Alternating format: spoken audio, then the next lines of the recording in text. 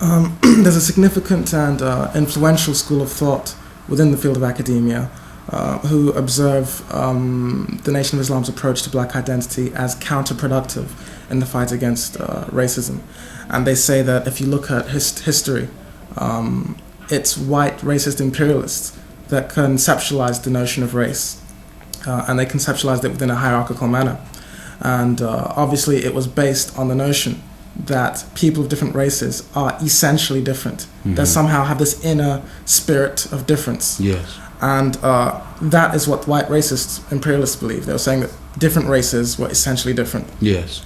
Now, obviously, the Nation of Islam valorizes black people. You know, black people are essentially good, and it seems white people have an inner badness, an essential devilishness, what you describe as devilishness.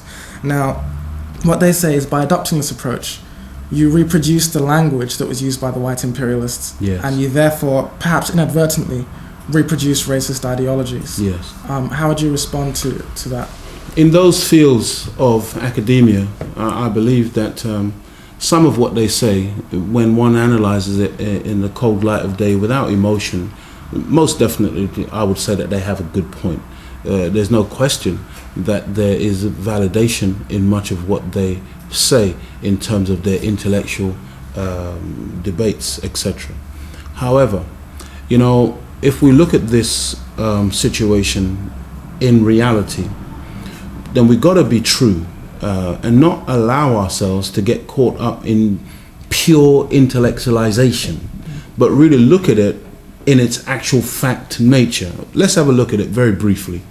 You see, brother, you and I, as black people, we were in the eastern part of this earth, in the southern part of this earth, Africa, the Middle East, and these places, essentially building civilizations for many, many hundreds and thousands of years. We can go back to Songhai, Timbuktu, Egypt, and so many wonderful civilizations which many great anthropologists and historians have gone back and found traces of, and are still very perplexed by the complexity and the level of sophistication of many of these past civilizations that existed. Okay, that's a given. If we come forward now into Europe and look at just 4,000 years ago, we will understand that according to European history, Europeans were on their all fours in the caves and hillsides of Europe, really grunting 4,000 years ago, when 6,000 years ago we were in Egypt. Our civilizations were in a decline, but we were yet wearing silk and had underfloor heating and many other things that we were doing in terms of high mathematics, etc., etc. Okay, now what I'm demonstrating to you here is that here you have two peoples developing on different, completely different lines. And this is something that if we study it in history, we will see very clearly that this is a reality. Not one of the major religions comes from Europe. All of them emanate from the East. All of the sciences, if you look at Europe before its Renaissance, when they were in the Dark Ages, it was Muslims that came up as far as Spain and borders here in Europe and taught civilization, which they then called a renaissance, a renewal of civilization within the framework of European lifestyles and thinking. Okay, so now what you have is a situation where we know, based on documented evidence, in 1555 John Hawkins left this nation, England, commissioned by the then Queen of England, and went into Africa and took black people out in chains. They took us out en masse.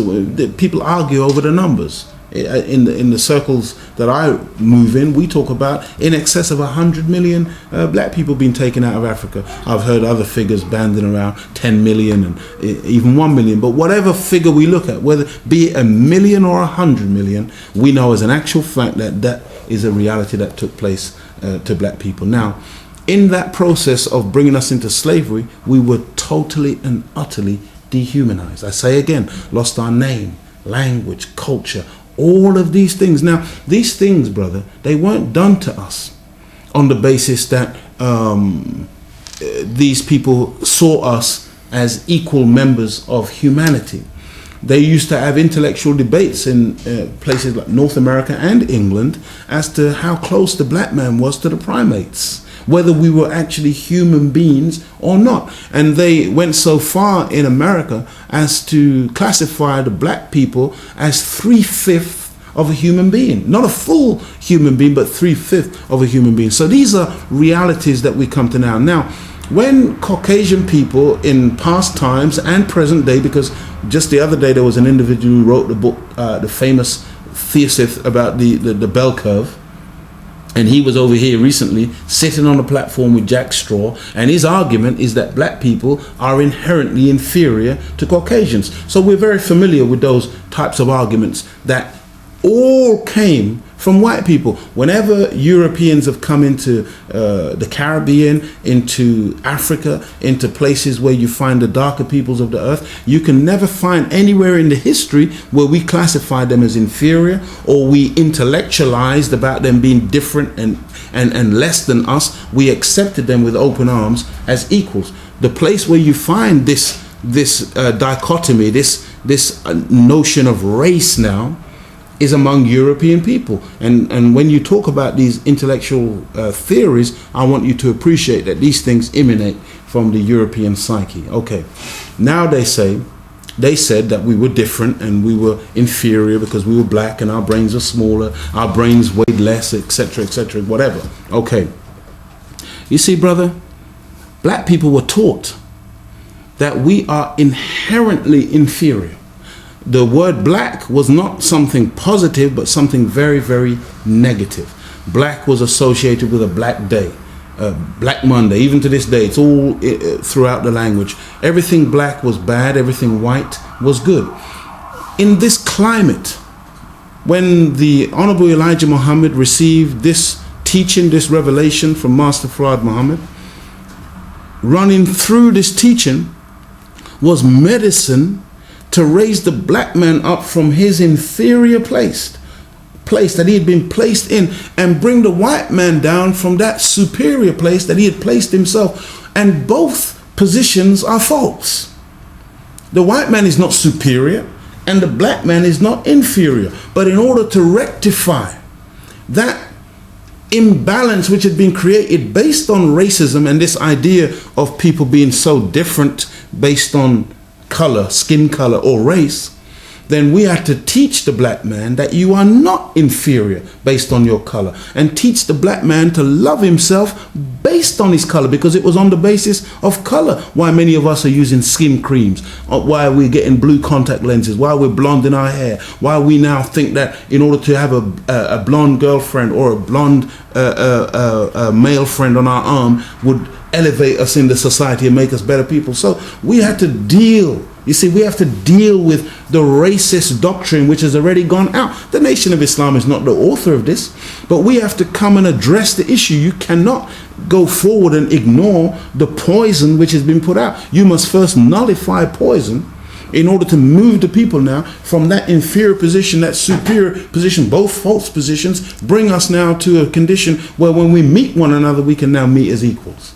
And so I would suggest to you humbly that much of what these intellectuals are saying is really a misunderstanding of the methodology of the Most Honourable Elijah Muhammad, the methodology of the Honourable Minister Louis Farrakhan, in really bringing about an equalization now of the so-called races, in order that there is no longer a master-slave relationship, a master-slave mentality. The Nation of Islam does not teach black supremacy.